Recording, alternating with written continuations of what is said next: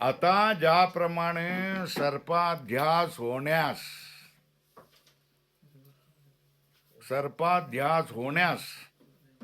अधिष्ठान रज्जूचे अज्ञान असते. काय रज्जूवर सर्पाचा अध्यास होण्यासाठी काय असावं लागतं? अधिष्ठान जो रज्जू आहे तो माहीत असता कामा नये, त्याचं ज्ञान असता कामा नये. त्याचं ज्ञान असलं तर अध्यास होणारच नाही. मग त्याप्रमाणे रज्जूचे अज्ञान असते आणि त्या अज्ञानाचे कार्य सर्प होतो. ज्याप्रमाणे सर्पाचा अध्यास होण्यास अधिष्ठान रज्जूचे अज्ञान असावे लागते, त्या अज्ञानाचे कार्यच कोण होतो? सर्प होतो. त्या अज्ञानाचे कार्य कोण होतो? सर्प होतो. त्याप्रमाणे आत्म्यावर बंधाचा अध्यास होण्यास आत्मस्वरूपाचे अज्ञान असले पाहिजे. काय असलं पाहिजे? त्याप्रमाणे आत्म्यावर बंधाचा अध्यास होण्यास काय असलं पाहिजे? अधोरेखा करा. आत्मस्वरूपाचे अज्ञान असले पाहिजे. म्हणजे त्या अज्ञानाचे कार्य कोण? अहंकारादी बंधाचा अध्यास घडेल. त्या अज्ञानाचं कोणाचं? आत्मस्वरूपाचं अज्ञान असलं पाहिजे. आत्मस्वरूपाचं अज्ञान असल्यानंतर त्या अज्ञानाचे कार्य अहंकारादी जो बंध आहे त्याचा अध्यास घडेल. अहंकार असेल, मन असेल, इंद्रिय असेल, बुद्धी असेल, या सगळ्यांचा काय होईल? अध्यास घडेल. झालं का? यात अधिष्ठानाचे अज्ञान हे कारण आहे. काय? अधिष्ठानाचे अज्ञान हे कारण असून तेही अध्यस्त आहे, म्हणून त्यास कारणाध्यास म्हणतात. काय म्हणतात? कारणाचा अध्यास म्हणतात. कोण? आत्मस्वरूपाचं अज्ञान हे काय कारण आहे, पण कारण देखील काय आहे? अज्ञान देखील काय? अध्यासच आहे आत्म्यावर.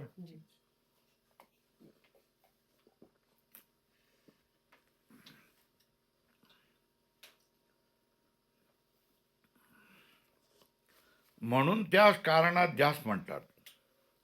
आणि त्या अध्यस्त अज्ञानाचे कार्य, अध्यस्त कोण? अज्ञान. त्या अध्यस्त अज्ञानाचे कार्य कोण? अहंकारादी बंध आहे, त्यास कार्याध्यास म्हणतात. हे कोण आहे? आत्मा आहे.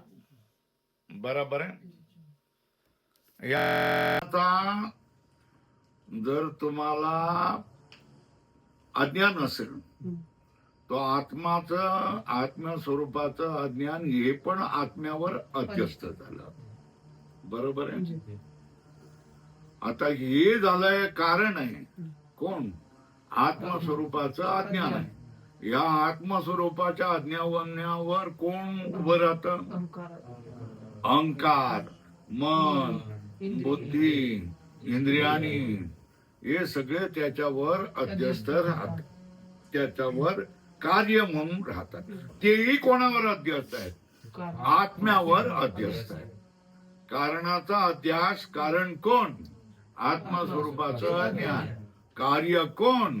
अहंकार आदी पदार्थ, हे पण आत्म्यावरच अध्यास आहे. पहिल्याला काय काय काय म्हटलं जातं? कारणाचा अध्यास. दुसऱ्याला काय म्हटलं जातं? अध्यास. त्या अध्यस्त अज्ञानाचे कार्य अहंकार आदी बंध, त्यास कार्याध्यास म्हणतात. कार्याध्यासाला काय सामुग्री लागते? कोणती सामग्री लागते? व त्या सामग्रीचा बंधाचे अध्यासाविषयी अभाव कसा आहे हे वर सांगितले. कार्याध्यासाला काय काय सामग्री लागते, त्या सामग्रीचा बंधाचा अध्यासाविषयी कसा अभाव आहे हे वर जो परामर्श केलाय त्याच्यामध्ये सांगितलं आहे. बरोबर आहे. आता कार्याध्यासाचे कारण कोण आहे? अज्ञान. अधोरेखा करा दोघांना. कार्याध्यासाचे कारण कोण? अज्ञान. ते आत्म्याच्या ठिकाणी कसे संभवनीय नाही हे दाखवतो. कार्याध्यासाचे कारण कोण? आत्मस्वरूपाचे अज्ञान. ते आत्म्याच्या ठिकाणी कसे संभवत नाही ही गोष्ट दाखवतो. आत्मस्वरूपाचे अज्ञान ते आत्म्याच्या ठिकाणी कसे संभवनीय नाही हे दाखवतो. कारण अध्यासाचा असंभव. कशाचा असंभव दाखवतात? कारण अध्यासाचा असंभव. रज्जू सर्प किंवा शुक्ती रजत दृष्टांतामध्ये या ठिकाणी दृष्टांत कोण कुठले आहेत? दोन आहेत. एक रज्जूवर अंधकारात उभा राहणारा सर्प आणि शुक्तिका मतलब शिंपी, त्या शिंपीवर उभा राहणारा रजत याचा अध्यास. हे दोघांना काय सांगतायत?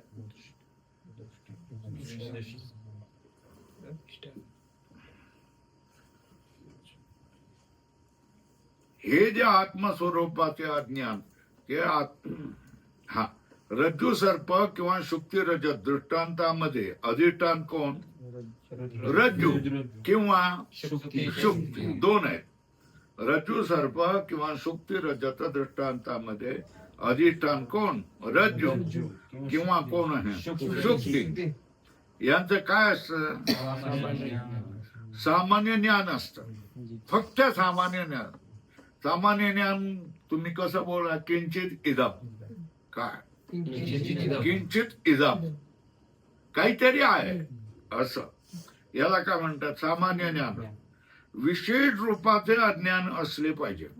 म्हणजे काय? रज्जुरियम हा ही दोरी आहे असं तुम्हाला भासता का? म्हणा ही दोरी आहे असं तुम्हाला भासलं तर सर्पाचा अध्यास होणार नाही. शुक्तिरियम ही शुक्ती आहे असं तुम्हाला ज्ञान झालं तर तुम्हाला रजतचा अध्यास होणारच नाही. म्हणजे काय झालं? किंचित इदम अशा तऱ्हेने सामान्य ज्ञान पाहिजे. पण रज्जुरियम किंवा शुक्तिरियम अशा तऱ्हेने विशेष वस्तूचं अज्ञान, विशेष अंशाचा अज्ञान असलं पाहिजे. बरोबर आहे?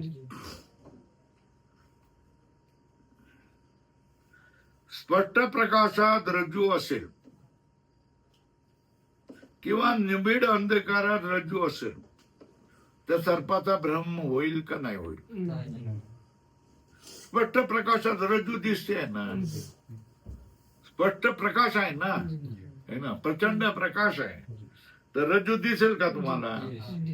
रज्जू दिसणार नाही. बरोबर आहे? अगं मिट्ट काळो काय आता सर्प दिसेल का नाही? नाही, कारण रज्जूत दिसत नाही. रज्जूचं सामान्य ज्ञानच नाही आहे ना. मग भ्रम कसा होईल तुम्हाला? होणारच नाही. बरोबर आहे? स्पष्ट प्रकाशात रज्जू असेल किंवा निबिड अंधकारात रज्जू असेल तर सर्पाचा भ्रम होणार नाही. काय? मंद अंधकारात काय तुम्हाला दिसलं पाहिजे? काहीतरी लांबट पदार्थ आहेत. याला म्हणतात सामान्य ज्ञान.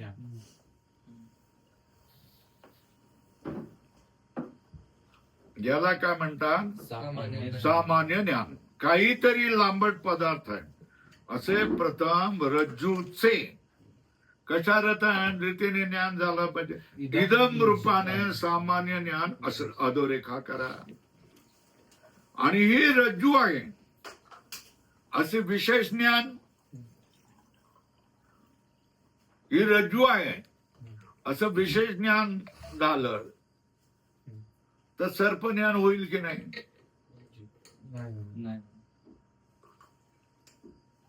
नाही. मग सर्पाचा अध्यास होण्यासाठी काय असावं लागतं? नाही, रज्जूचं सामान्य ज्ञान असलं पाहिजे, म्हणजे काहीतरी लांबट आहे म्हणून. आणि रज्जूचं जे पिळा पडलेला आहे, काथ्या आहे, हे विशेष विशेष ज्ञान होता कामा नये. म्हणजे विशेषाचं अज्ञान असलं पाहिजे, सामान्याचं ज्ञान असलं पाहिजे. दोन अंश समजून आले का? इदम रूपाने सामान्य ज्ञान असेल आणि ही रज्जू आहे असे विशेष ज्ञान नसेल, अधोरेखा करा तर अध्यास होईल. अधोरेखा करा. अध्यासासाठी काय आवश्यक आहे? रज्जूचं सामान्य ज्ञान आणि रज्जूच्या विशेषाचं अज्ञान असलं पाहिजे.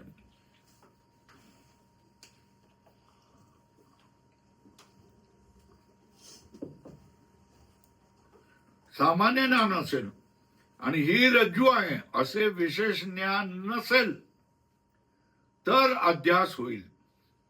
बरोबर आहे. त्याप्रमाणे आत्म्याचं देखील काय असलं पाहिजे?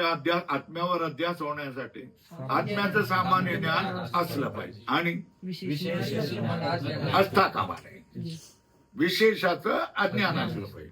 तशा तऱ्हेने आत्म्याचे सामान्य ज्ञान असून विशेष रूपाने अज्ञान असेल तरच बंध भासेल. आत्म्याचं सामान्य ज्ञान आहे, सामान्य रूप असं आत्मा आहे असं माहिती झालेलं आहे. पण कोण तो आत्मा?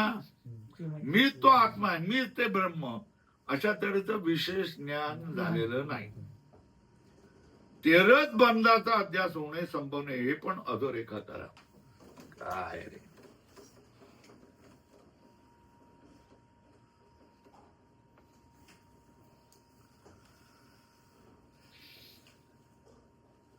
तरच बंध्याचा अध्यास होणे संभवणे.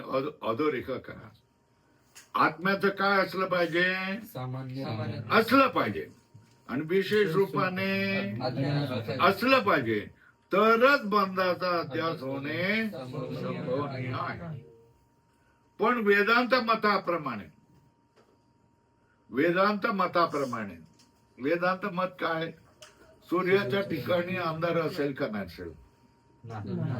काय सूर्याच्या ठिकाणी अंधार असेल की नसेल? नाही. सूर्याच्या ठिकाणी ज्याप्रमाणे अंधकार संभवत नाही त्याप्रमाणे आत्म्याच्या ठिकाणी अज्ञान संभवतच नाही. आत्मा काय आहे? ज्ञानाचा कंद आहे. ठीक आहे, ज्ञानाचा रस आहे. त्या ठिकाणी अज्ञान राहूच शकत नाही. प्रकाश जर शोधायला गेला, अंधार कुठे आहे रे बाबा, अंधार कुठे आहे रे बाबा, तुमच्याकडे अंधार आहे का? तो जिथे जिथे जाईल तिथून तिथून अंधार गायब होऊन जाईल. समजतंय का तुम्हाला? प्रकाशाला कधीही अंधार दिसत नाही. बरोबर.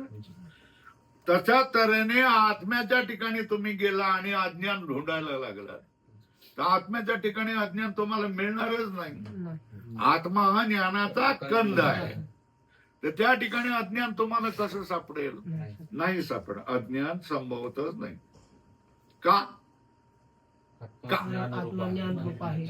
आत्मा ज्ञानरूप म्हणजे प्रकाश रूप आहे. अधोरेखा करा. या गोष्टी नीट लक्षात ठेवा तर पुढच्या गोष्टी लागतील. कारण आत्मा हा काय? ज्ञानरूप आहे म्हणजे प्रकाश रूप आहे. आणि अज्ञान कसं आहे मग?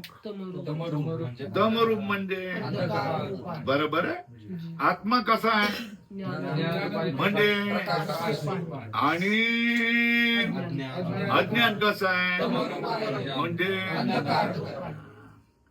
या दोघांचा विरोध आहे की नाही? जसा प्रकाशमय जो आदित्य आहे त्याचा अंधकाराशी विरोध आहे ना, तशाच तऱ्हेने ज्ञान रूप जो प्रकाश आहे, प्रकाश रूप ज्ञान रूप जो आत्मा आहे आणि अंधकार रूप तमरूप अज्ञान आहे, यांचा एकमेकाशी विरोध आहे.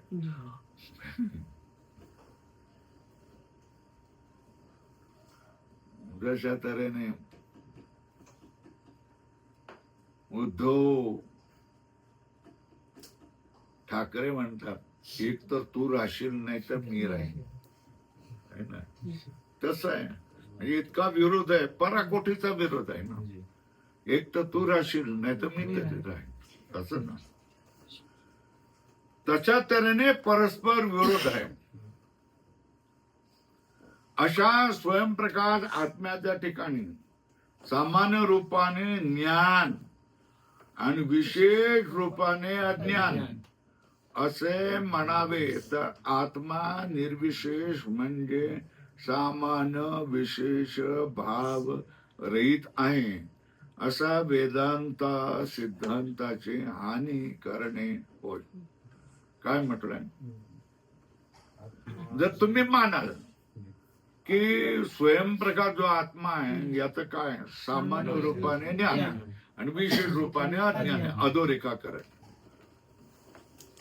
असं जमत नाही ना. का जमत नाही? आत्म्याच्या ठिकाणी सामान्य रूपाने ज्ञान आहे आणि विशेष रूपाने अज्ञान आहे असं मानलं तर तुमचं काय बिघडतं तुम्हाला? अरे बाबा, आत्मा निर्विशेष आहे ना. आत्मामध्ये कुठला विशेष आहे का? बरोबर आहे. तो आत्मा निर्विशेष. निर्विशेषचा अर्थ काय?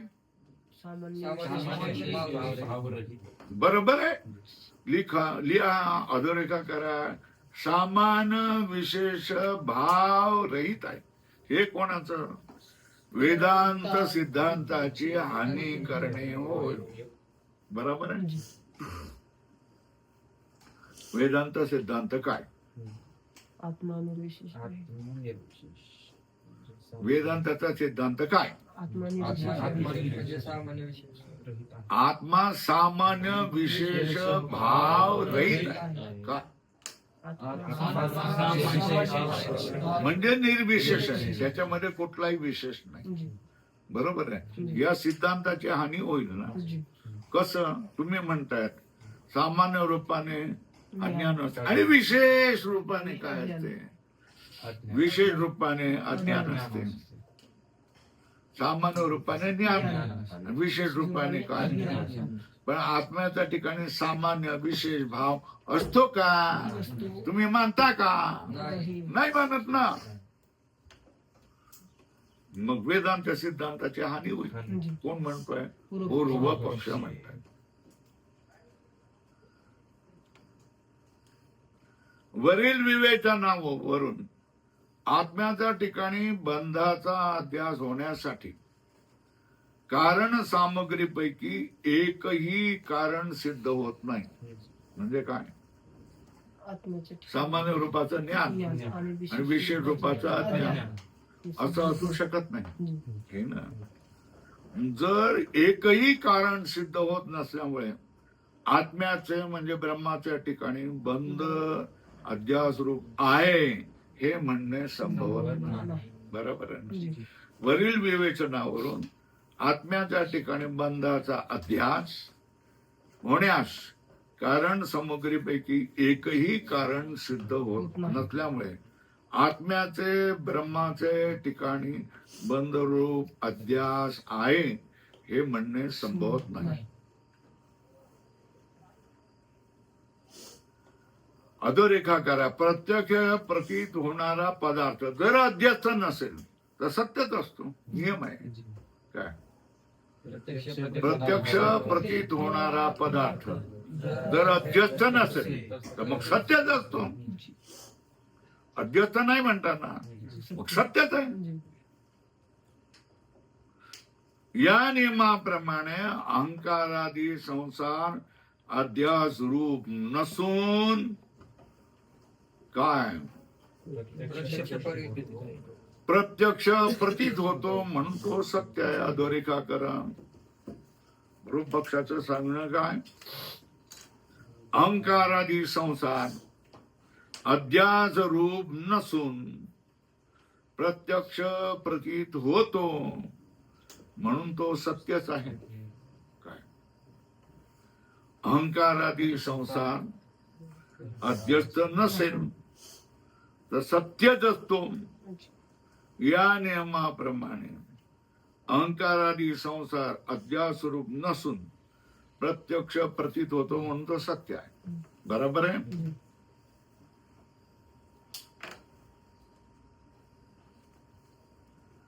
सत्य पदार्थाची केवळ ज्ञानाने निवृत्ती होत नाही. अधोरेखा करा. जो सत्य पदार्थ आहे, ज्याला सत्य म्हणून तुम्ही मानलेला आहे, तो पदार्थ केवळ ज्ञानानेच निवृत्ती होत नाही. हे सर्व संमत आहेत. सगळ्या लोकांची इच्छा काय? दुःख रूपी संसाराची निवृत्ती व्हावी. ही कोणाची इच्छा आहे? सर्वांची इच्छा आहे. संसार बंद अध्यस्त नाही. अजूनपर्यंत आम्ही जी सगळी कारण सांगितली ते संसार बंद अध्यस्त नाही म्हणून ब्रह्मज्ञानाने त्याची निवृत्ती होत नाही. संसार बंद कसा आहे? अध्यस्त नाही म्हणून ब्रह्मज्ञानाने त्याची निवृत्ती होत नाही. अर्थात वेद बोधित कर्म अनुष्ठानानेच त्याची निवृत्ती करणे आवश्यक आहे. संसार बंद पूर्व पक्षाच्या मताने संसार बंद अध्यस्त आहे की नाही? नाही, अध्यस्त नाही. मग ब्रह्मज्ञानाने त्याची निवृत्ती कशी काय होईल? नाही होणार. निवृत्ती होत नाही. मग काय करायचं? ब्रह्मज्ञानाने निवृत्ती होत नाही ना, मग कर्माने निवृत्ती करा. अर्थात वेदभूत कर्माच्या अनुष्ठानाने त्याची निवृत्ती करणे अवश्य आहे. म्हणून ब्रह्मज्ञान प्रतिपादक ग्रंथारंभ निष्फळ आहे. बंधाची निवृत्ती जर कर्मज्ञानाने होत असेल तर तुम्ही हे ब्रह्मज्ञानासाठी आरंभलेला हा ग्रंथ निरुपयोगी आहे. कशासाठी सुरू केलाय? सुरू करू नका. हा भाव आहे कोणाचा? पूर्व पक्षाचा आहे.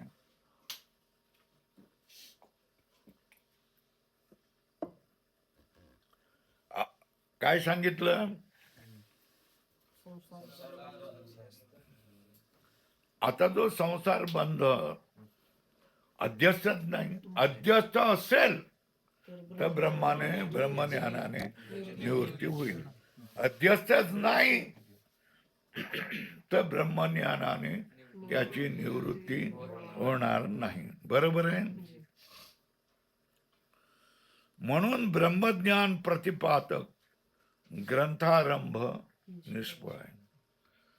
ब्रह्मज्ञानला सांगणारा हा तुमचा विचार सागर ग्रंथ हा काही कामाचा नाही आहे, निरुपयोगी आहे.